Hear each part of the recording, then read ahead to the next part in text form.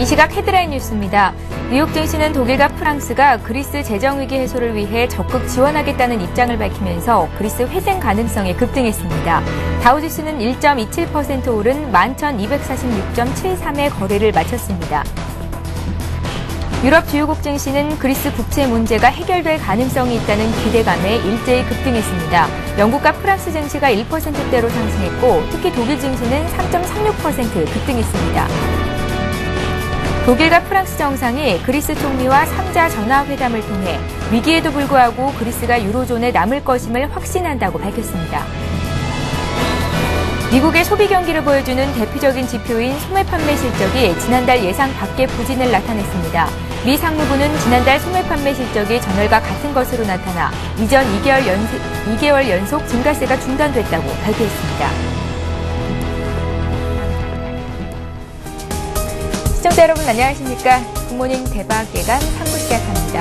밤사이 마감한 뉴욕 증시와 어제 우리장 분석하고 오늘장 실전 투자 전략 짜드리는 시간인데요. 오늘의 대박 전략은 하창봉 팀장, 정태근 전문가와 함께합니다. 안녕하세요. 안녕하십니까? 예. 자, 어제 급락했던 국내장부터 정리를 하겠습니다. 코스피가 3.5% 내리면서 1800선에서도 크게 밀려나는 움직임을 보였었는데 외국인 투자자들이 추석 연휴 동안 팔지 않았다가 대거 물량을 내놓은 점이 투자 심리를 위축시켰었습니다. 하창보 팀장님, 어제 코스피장부터 좀 정리해 주십시오. 예, 사실 추석을 잘 샜다고 생각을 했었습니다. 왜냐면 추석 쉬는 동안에 월요일 좀 빠졌다가 또 미국 시장이 이틀 연속 반등을 했기 때문에 어제 1810 정도에 출발하는 장을 보면서 추석 그래도 좀 잘 쉬었지 않나 싶었는데 역시나 장중에 나오는 계속적인 유럽 재정 악화 위기 자체가 계속적인 매도세를 부추기면서 그래서 저도 한 1780선 정도에는 멈출 거라 생각을 했는데 그 흐름 자체가 오후장까지 이어지다 보니까 1750선까지 다시 한번 60포인트 이상의 급락이 나왔다 말씀드리겠고요. 예. 전반적으로 최근에 같은 경우도 3거래일 만에 다시 100포인트가 빠지는 상당히 큰 변동선 이어가는 그런 장이었던 것 같습니다. 가장 매도 수급의 주체는 외국인이었는데 외국인이 어저께 보니까 전기전자, 자동차, 화학 쪽에서 보통 1000억에서 2000억 이상 매도를 해주면서 총 6,800억 이상을 매도를 했습니다. 최근 또 근래 들여서 상당히 큰 금액이었다 말씀드리겠고 전반적으로 어제 같은 경우 환율이 약간 특징적이었는데 원달러 환율이 다시 한번 30원 급등하면서 1100원까지 올라왔기 때문에 환율만 봤을 때는 아직까지 외국인 매수를 기대하기는 상당히 좀 버거운 부분이다. 그런 부분이 좀 강조됐다 말씀드리겠고요. 약간 긍정적인 것은 일단 어제 장이 마감한 30분 정도에 일단은 그 프로그램 매수 쪽에서 차익 쪽에서 매도세가 진정이 되면서 약간 돌린 흐름이 있습니다. 그래서 지수가 1743까지 내려갔다가 종가 기준 1750은 몰았습니다만은 반등하는 흐름을 좀 보여줬다는 것 자체가 오늘 장에 대해서 상당히 좀 긍정적이지 않나 저는 그렇게 판단하고 있고요. 예. 어저께는 대부분 업종이 많이 빠졌습니다만은 가장 제가 약세업종을 보니까 기계업종하고 사실 이제 어저께 나왔던 그 이하이가 프랑스 소시에테 제네랄의 어떤 그 안 좋은 이하이기 때문에 은행주, KB금융 같은 게 많이 빠졌고 정권주는 역시나 빠지는 종목이겠죠. 그리고 화학 쪽은 좀 가장 많이 빠졌던 것 같습니다.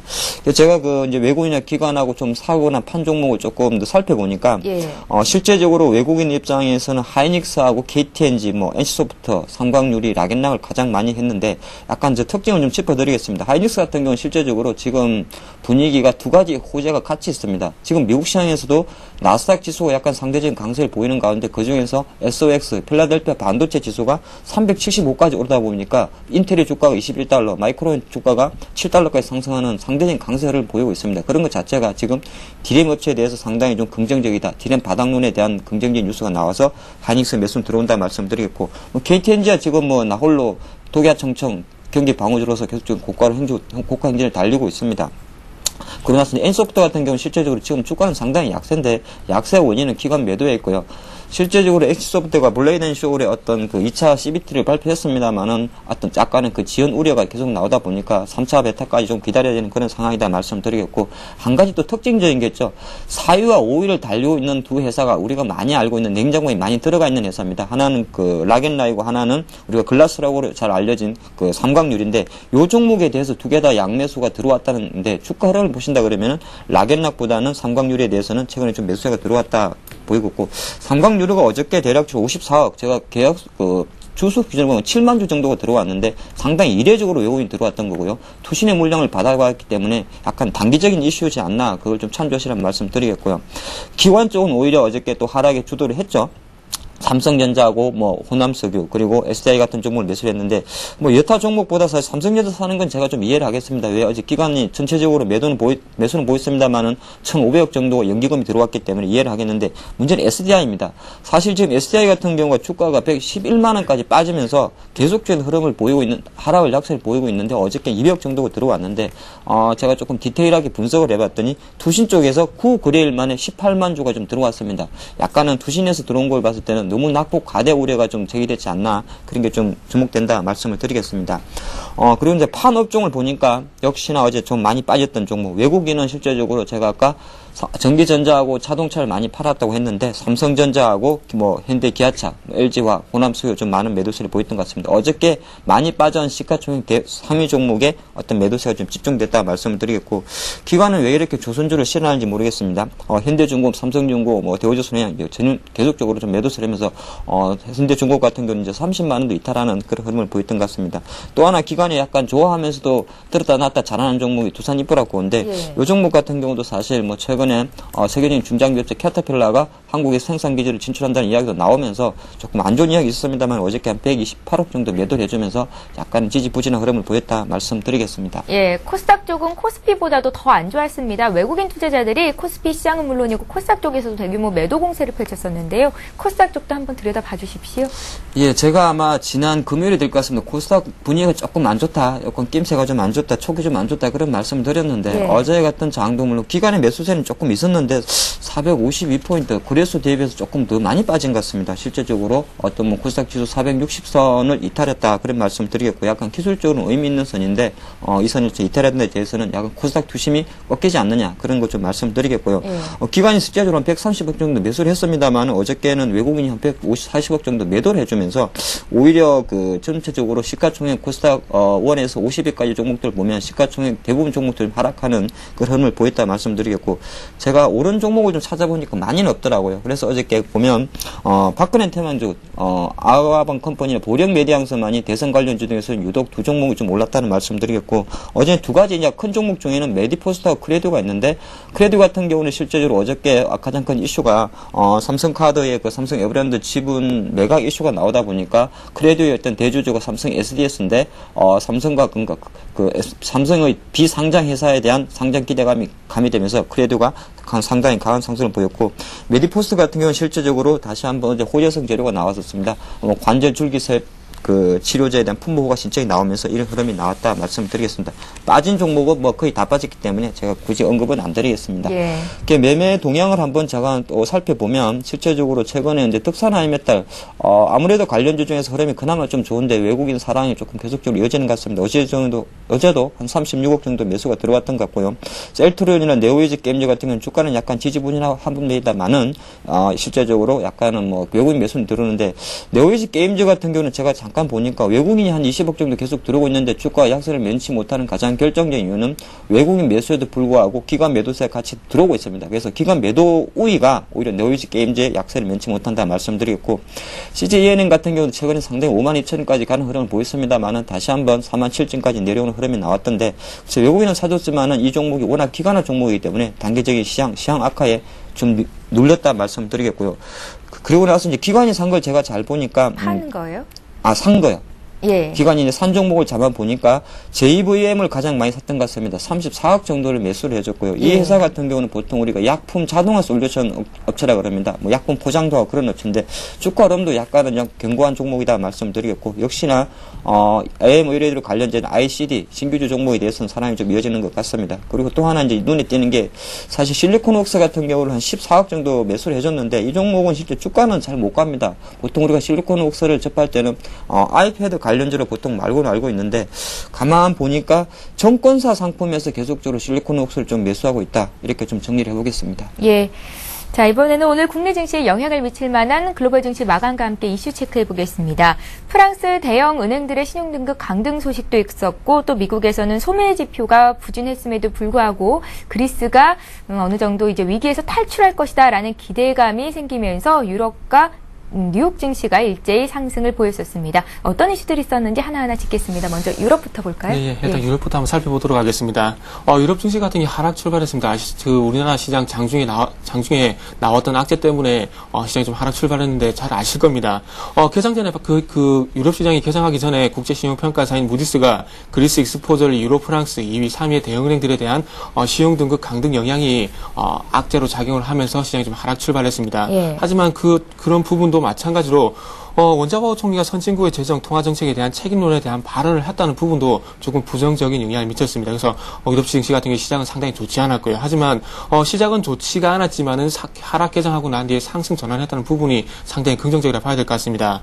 조금 전에 말씀드렸듯이 출발은 좋지가 않았지만 메르켈 독일 총리와 사르코지 프랑스 대통령의 컨퍼런스 콜에 대한 시장 기대감이 형성이 되면서 상승 전환이 됐습니다. 그리고 아울러 브라질, 러시아 등 브릭스 국가들이 유로화 표시, 채권 보유량을 늘리기 위한 예비 모임을 갖고 있다고 보도가 나오면서 또 호재가 됐었고요.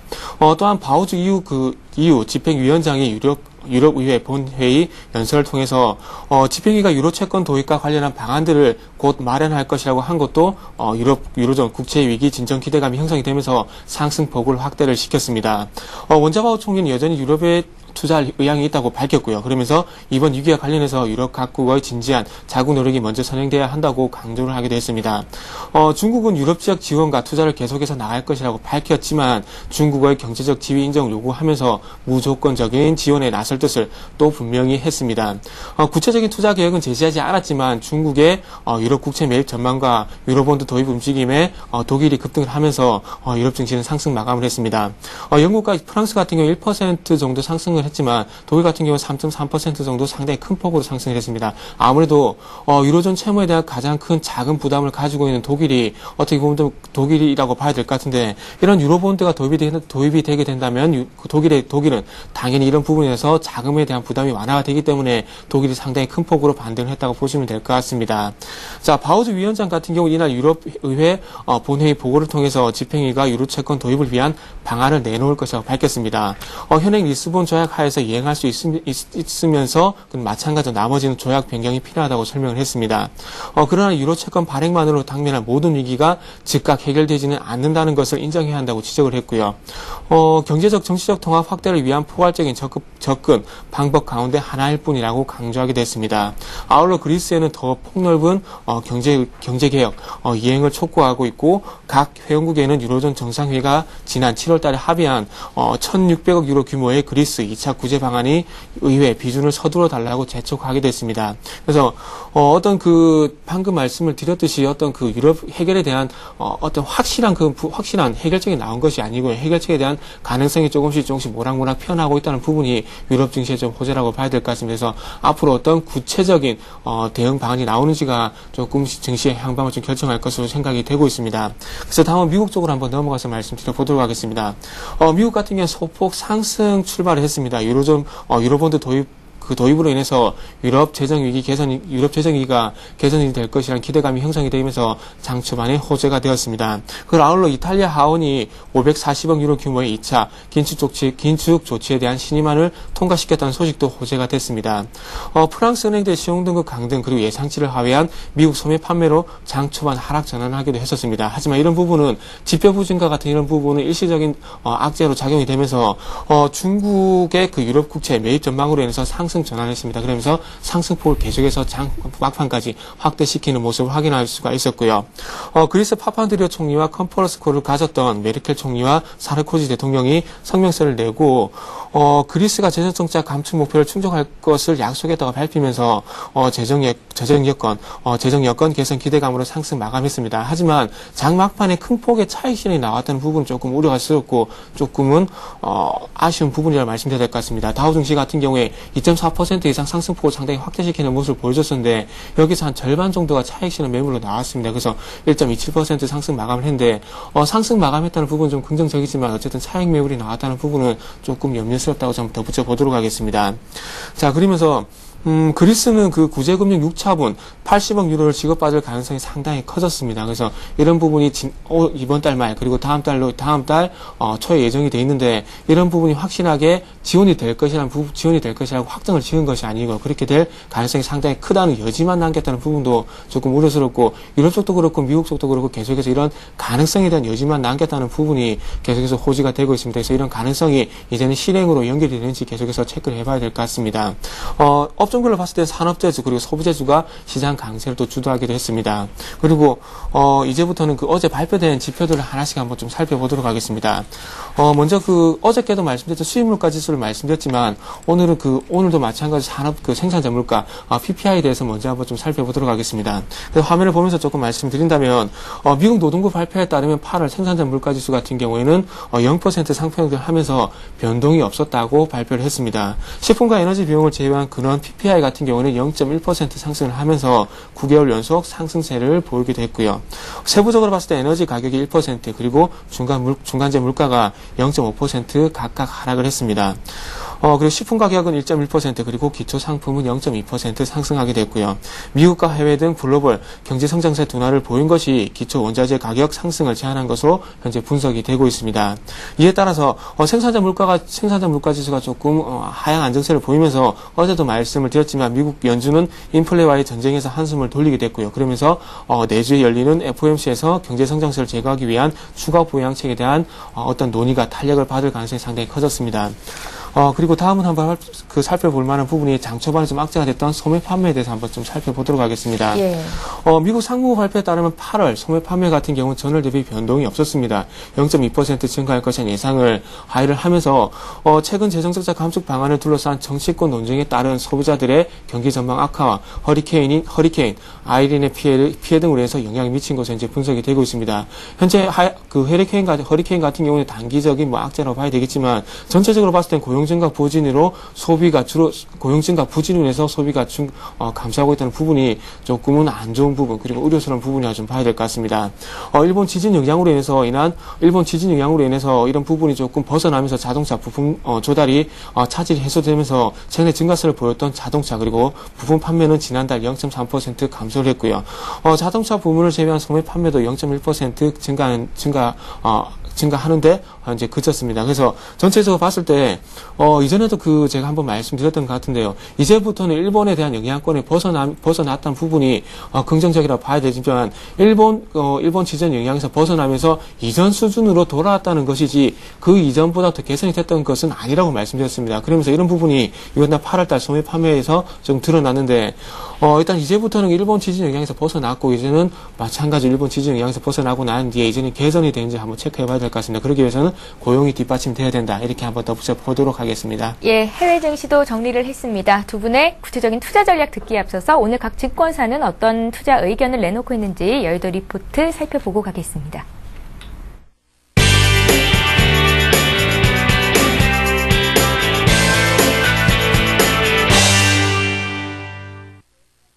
예, 이 시각 각 증권사 리포트 내용 살펴봅니다. 오늘은 우리투자증권의 의견부터 정리를 해드리겠습니다.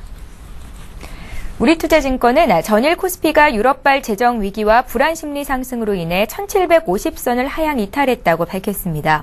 또한 유럽발 금융위기가 최악의 시나리오로 전개되지는 않을 것이며 미국 경기에 대한 불확실성도 완화되고 있다고 전했는데요. 이에 코스피 저점에 대한 신뢰도가 유효할 것이라는 의견을 제시했습니다.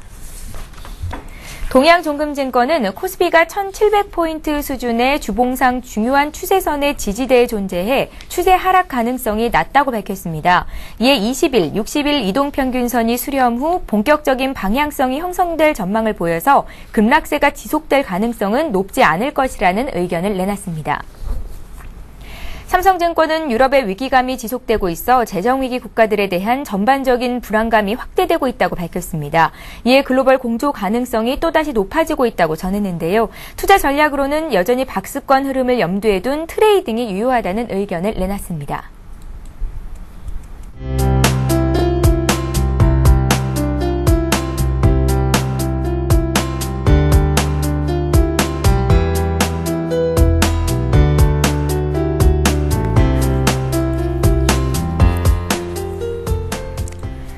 예, 오늘은 신한금융투자의 의견 좀 더 자세히 보겠습니다. 상암지점의 최원석 대리 만나보죠. 안녕하세요. 안녕하십니까? 예, 오늘 신한금융투자는 투자 의견 어떻게 정리를 하시겠습니까? 예, 일단 독일, 그리스 생명줄 당장 끊지 않는다는 그런 제목으로 시작해보겠습니다. 최근에 남유럽의 위기가 기존의 스페인이나 이탈리아로의 전이 위험에서 그리스의 채무 불이행 가능성으로 변화가 되면서 좀 위기가 새로운 국면에 진입하고 있습니다. 남유럽 위기의 진화를 위해서 가장 큰 역할을 해줄 독일에서 잇따라 그리스의 채무 불이행을 언급하면서 좀 그리스의 생명줄을 끊는 것 아니냐는 우려가 좀 확산이 되고 있는데요. 최근에 시장의 움직임도 이를 반영하여서 좀 이렇게 그 변동성을 거듭하던 좀 유로화의 가치가 크게 좀 훼손이 되었고요. 이에 동반하여서 원달러 환율도 크게 좀 변동을 좀 큰 상황입니다. 또한 이제 금융주의 낙폭이 커지면서 좀 아무래도 금융위기에 대한 우려의 좀 수익을 좀 높이고 있는 상황이고요. 현재 가장 중요한 것은 그리스의 부도 현실화 여부일 것입니다. 만약 이제 국가 부도가 현실화된다면 좀 금융시장의 파장이 클 것으로 예상이 되고요. 이로 인해서 장세 전략도 좀 변동이 불가피할 것입니다. 결과적으로 그리스는 스스로 해결할 능력이 없습니다. 따라서 지원국들의 지원 여부가 좀 더 중요한데요. 가장 핵심인 독일의 입장을 좀 지켜봐야 할 것입니다. 독일의 입장을 본다면 당장은 그리스 생명줄을 끊지는 않을 것으로 보입니다. 최근에 독일 총리의 발언에서 유추해볼 때 국가 부도는 유로 안정화 기구가 출범한 2014년 이후에 한번 생각을 해본다는 그런 내용으로 봤을 때 그리스의 국가 부도는 적어도 2014년 이후로 생각을 가능할 것으로 보이고요. 따라서 지금은 이제 위기 과정에 대한 반작용과 사태 완화에 좀 초점을 맞출 필요가 있습니다. 기존에 저희가 이제 제시했던 박스권 전략을 유지하면서 좀 단기적 반등에 좀 초점을 두는 것이 유효해 보인다는 판단입니다. 다만 유럽의 좀 변동성이나 신뢰감 형성 전까지는 좀 투기자들에 의해서 시장의 반응이 민감하게 나올 수가 있는데요. 따라서 좀 변동성이 크지 않은 전망이고요. 결과적으로 보다 짧지만 좀 더 냉정한 판단이 요구되는 시장이라고 생각이 됩니다. 예, 자 이렇게 해서 신한금융투자 상암지점의 최원석 대리 투자 의견 정리해봤습니다. 고맙습니다. 네, 감사합니다.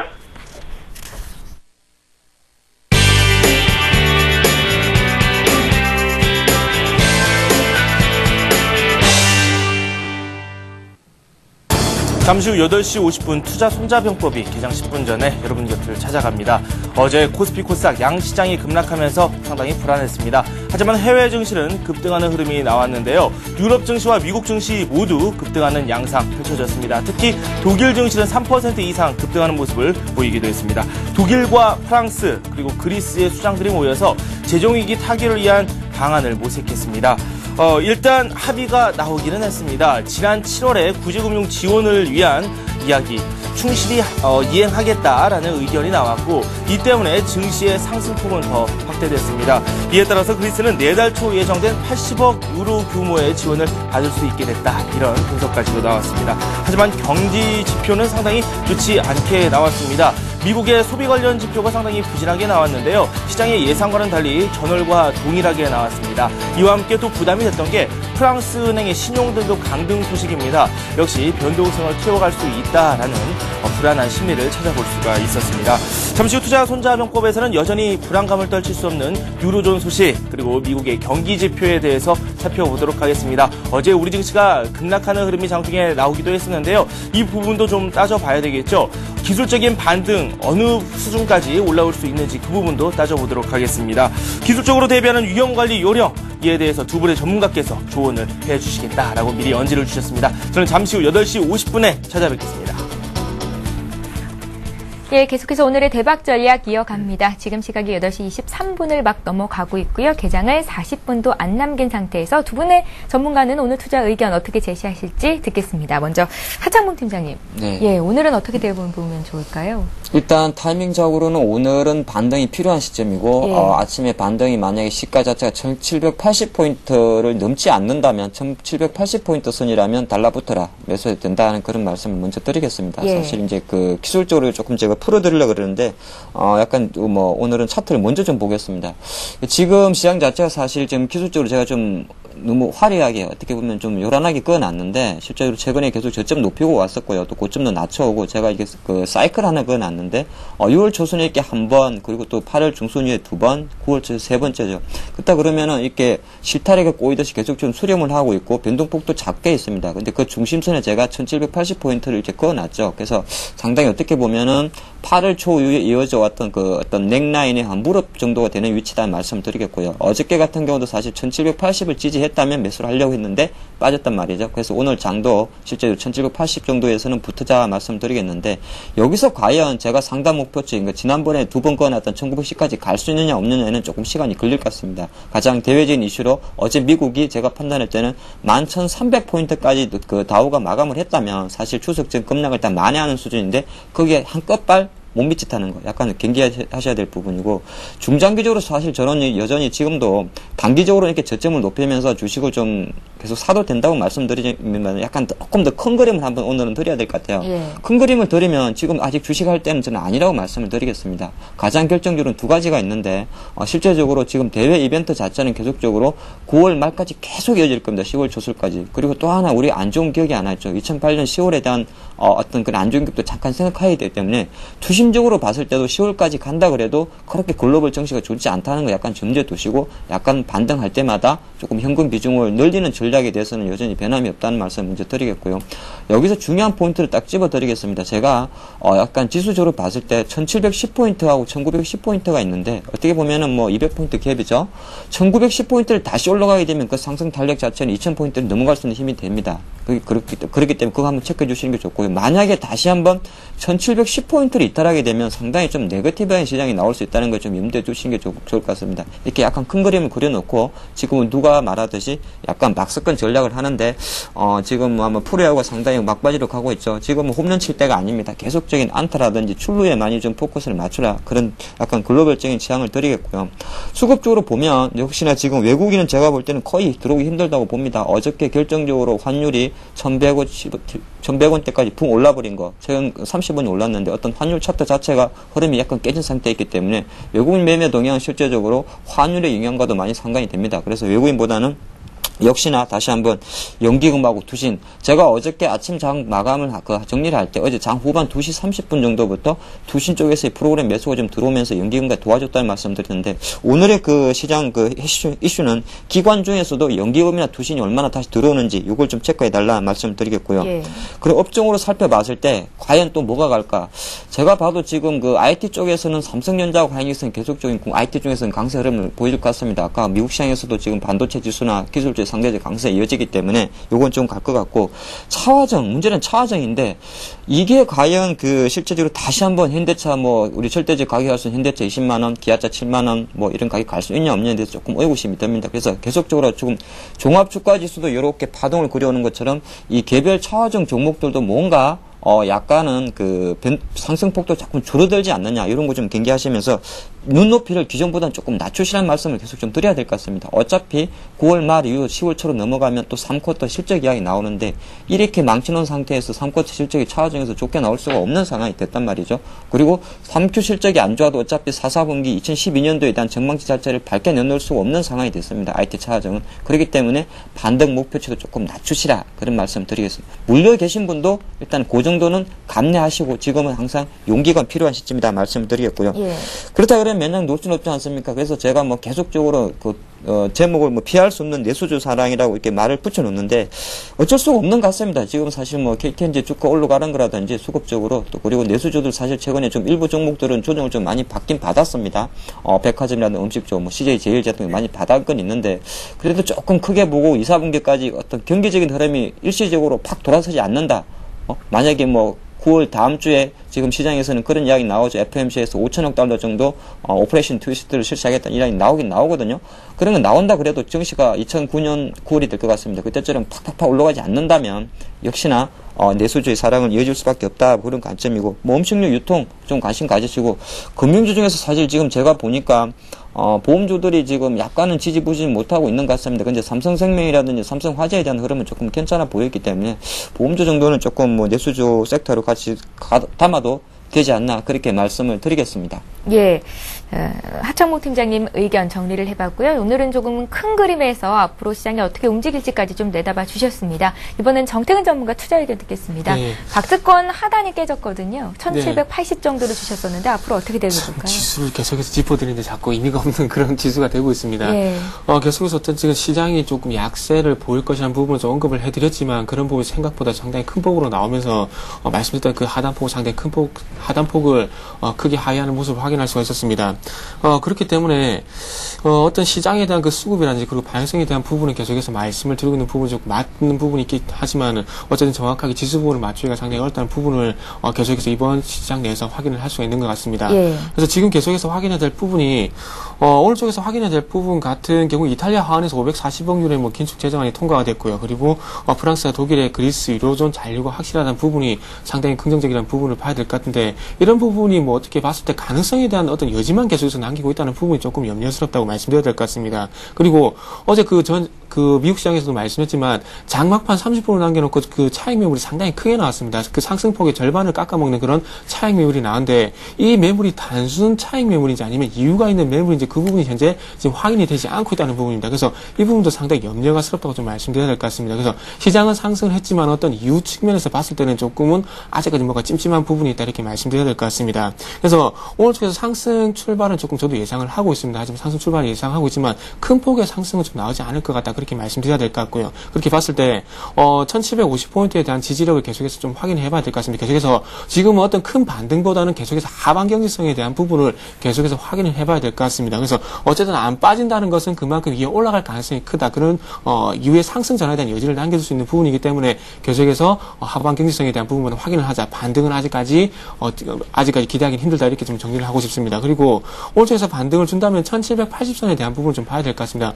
일단 5일전이 1800포인트이긴 하지만 그 부분까지 반등이 나오겠냐. 그런 부분 상당히 조금 아직까지는 약하다. 이렇게 좀 말씀드려야 될 것 같습니다. 그래서 어쨌든 오늘 1750포인트의 지지력 그리고 위쪽으로 봤을 땐 1780포인트 저도 하창봉 팀장의 의견에 동참하는 그런 의견을 한번 내보도록 하겠습니다. 그리고 어저께 좀 전에 말씀드렸던 해외 대외 변수들이라는 부분도 이런 부분도 계속해서 오늘 시장에서 어떤 영향을 미치는지도 계속해서 확인을 해봐야 될 것 같고요. 그래서 이런 대외 변수들이 영향을 미칠 만한 부분이 당연히 외국인의 수급이 되겠죠. 그렇다면 외국인의 수급도 계속 확인을 해봐야 될 것 같은데 외국인의 수급이 계속해서 호전이 되지 않는다면 어쩔 수 없이 정강후약의 모습이 나오지 않겠나. 그리고 그거보다 좀 낫더라고 하더라도 상승 출발을 한 뒤에 변동성은 좀 축소되는 모습이 나오지 않겠나 좀 그렇게 생각을 하고 있습니다. 어제까지나 계속 시장이 추세적으로 올라가기 위해서는 외국인의 수급이 어쨌든 필요하다는 부분은 부정할 수 없기 때문이라고 말씀드려 보도록 하겠습니다. 자, 조금은 화면을 보시면서 조금 말씀 한번 드려보도록 하겠습니다. 자, 화면을 같이 보고 싶은 부분이 어제 같은 경우에 외국인들이 시장에 좀 밀리긴 했지만 선물 매수 포지션 2,700개까지 누적을 시키는 모습을 확인할 수가 있었습니다. 그래서 그 부분이 시장 어느 부분이었냐면 시장이 그 장 중반입니다. 12시 반을 넘어가기 시작하면서 이렇게 선물 매수 포지션을 이렇게 누적시키는 부분을 확인할 수 있습니다. 그러면서 화면을 연속해서 계속해서 본다면 그러면서 시장의 베이시스가 마이너스 1까지 갔던 시장 베이시스가 0.8 이상 이 포인트 이상 상당히 큰 폭으로 개선이 되면서 마감이 됐다는 부분입니다. 그래서 이런 부분을 볼 때 외국인의 선물 누적과 그리고 어떻게 본다면 시장의 베이시스가 상당히 큰 폭으로 개선이 됐다는 부분이 어떻게 본다면은 시장이 오늘 쪽에서 상승 쪽으로 끌어가지 않겠나 좀 생각을 하고 있지만 그와 반대로 조금 염려스러운 부분도 조금은 있습니다. 그 부분을 좀 화면을 보면서 연결해서 좀 보면서 말씀드린다면 제가 그 항상 선물 미결제에 대한 부분도 조금씩 말씀드리고 있는데 이 부분 같은 경우 선물 옵션 전문가들이 더 잘 알겠지만은 저의 그 조그만 의견을 좀 말씀드린다면 어제 시장이 그렇게 크게 하락을 하면서 미결제 보이시죠? 여기 현재 화면을 보시면 미결제 부분도 보이시고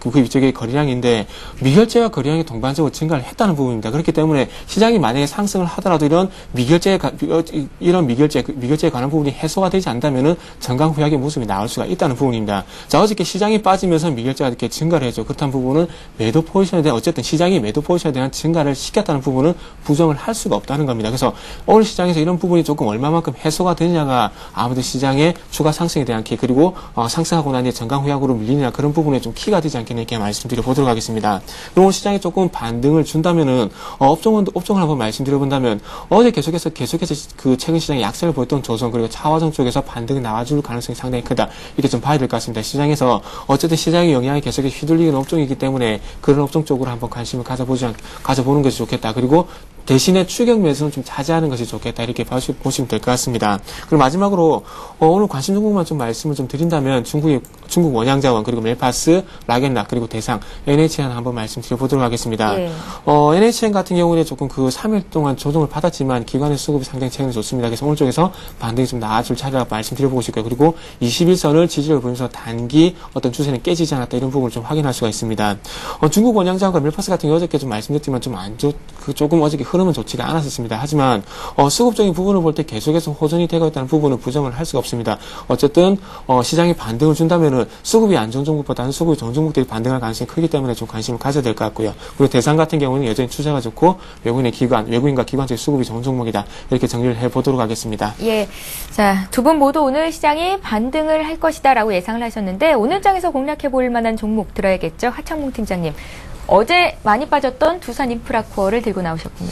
참 제가 고민 많이 했습니다. 밤새 예. 고민을 많이 하고 오늘 아마 오르면 사실 차화적인 화학적인 사실 쇼커본이 가장 많이 나올 겁니다. 근데 시가가 갭상승 떠버리면 달라붙지를 못하니까 과연 시가가 덜 오르면서 오를 게 뭘까를 제가 고민을 해가지고 예. 오늘 이제 두산 인프라코어 우리가 많이 알고 있는 회사고요. 아침에 아까 매매 동향 보니 기관이 좀 팔긴 팔았는데 이런 말씀 드리고 싶은데요. 사실 산이 높으면 골이 깊다 그러죠. 이제 거꾸로 골이 깊으면 산이 높다 이런 말씀을 좀 말씀드리겠고 약간은 게 최근에 보면 이 두산 인프라코어가 기관이 어떤 상당한 수익률 게임을 많이 해주기 때문에 상당히 좋은 주식인데도 어떻게 보면 개별적 흐름을 보이는 약간 주가가 한 요새 같으면 7, 8%가 쉽게 움직이는 그런 흐름을 보이고 있습니다. 그래서 오늘 다시 한번 약간 재반등을 나올 수 있는 타이밍이다 말씀드리겠습니다. 실제적으로 두산 인프라코어는 뭐 우리가 보통 중국 굴삭기 이야기도 많이 하고 실제적으로 이번에 이제 내년 초에 캐터필러가 생산 기지를 한국에 일부 좀 론칭한다는 이런 것 때문에 단기 악재됐습니다만은 그때까지 조금 시일이 걸린다는 거 그런 거 좀 감수해 두시고 그래서 지금 시장 자체가 약간은 뭐 상당히 비추세적인 구간이다 보니까 저는 오늘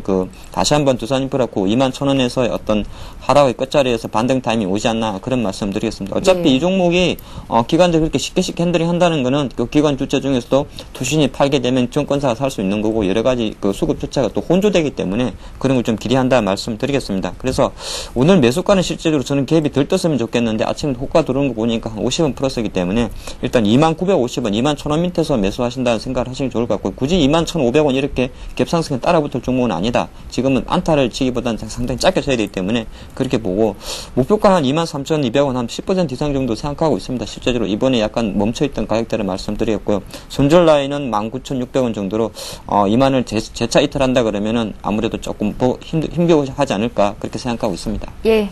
자, 정태근 전문가도 오늘 하루 공략할 만한 종목 주시죠. 예. 전체적으로 봤을 때는 그 시장이 기술적 반등 계속 낙폭을 확대시키고 그리고 반등하는 업종들을 보시기 나을 것 같고요. 예. 또 제가 드리는 종목들은 항상 단기 종목이기 때문에 그냥 좀 유의하셨으면 좋겠습니다. 어제 말씀드렸던 애강 리메텍 같은 경우에도 목표가인 2,500원 충분히 좋습니다. 그래서 시장이 약할 때는 시장 장 끝까지 보지 마시고요. 장 중반에 목표가를 주면 수익 실현하는 것도 방법입니다. 예. 오늘 가지고 나온 종목은 오스코텍이라는 종목을 가지고 나와봤습니다. 골다공증, 관절염, 치주질환과 같은 치주질환과 관련된 신약 물질을 개발하는 바이오업체라고 좀 보시면 될 것 같습니다. 노인과 관련된 질병 신약 개발에 주력을 하면서 세운 메디칼과 마찬가지로 고령화, 복지, 테마가 동반적으로 반영이 되는 종목이라 좀 봐야 될 것 같고요. 그래서 이런 부분 같은 경우 이런 부분 때문에 가져 나온 것은 아니기 때문에 방금 말씀드린 부분은 좀 참고만 하시는 게 좀 좋을 것 같습니다. 자, 다음은 그 차트로 넘어가서 좀 한번 말씀드려 보도록 하겠습니다. 자, 차트적인 부분을 봤을 때 조금 특징적인 부분이 전체적인 추세를 봤을 때 3,200원 중기적인 추세를 봤을 때 3,200원에 대한 지지력을 계속해서 확인을 하고 있습니다. 이전 같은 경우 3,200원 저항으로 작용했었고요. 최근에 와서는 지지력을 보여주고 있고 최근에 하락을 하면서 이렇게 거래량이 계속해서 하락하는 축소가 되는 모습을 보여줬는데 저는 조금 3% 정도 3% 가까운 반등을 하면서 이렇게 거래량이 좀 늘어나는 것을 확인할 수 있습니다. 그렇다면 이런 부분이 거래량이 다시 한번 증가하면서 추세를 다시 돌려줄 만한 흐름이 아닌가 이렇게 생각을 하고 있습니다. 그래서 이런 연휴 때문에 좀 가져 나왔다고 좀 보시면 될 것 같습니다. 그래서 목표 일단은 제일 중요한 매수가를 한번 말씀드린다면 3,360원에서 3,410원 정도 한번 매수가를 한번 디테일하게 한번 잡아보도록 하겠습니다. 그 손절가 같은 경우에는 일단은 아래쪽에 조금 캔들의 아랫부분을 할 수 있는 3,290원 좀 빠른 대응을 좀 하도록 하겠습니다. 그리고 목표가는 마찬가지로 3,590원에 한번 설정해 보도록 하겠습니다. 예. 자, 이렇게 해서 오늘의 대박 전략 역시 하창봉 팀장 정태근 전문가와 함께했습니다. 자, 굿모닝 대박 예감 3부 벌써 끝날 시간이 됐는데요. 저희는 내일 오전 5시 59분에 투자 의견 드리러 다시 찾아오겠습니다. 내일 뵙겠습니다. 고맙습니다.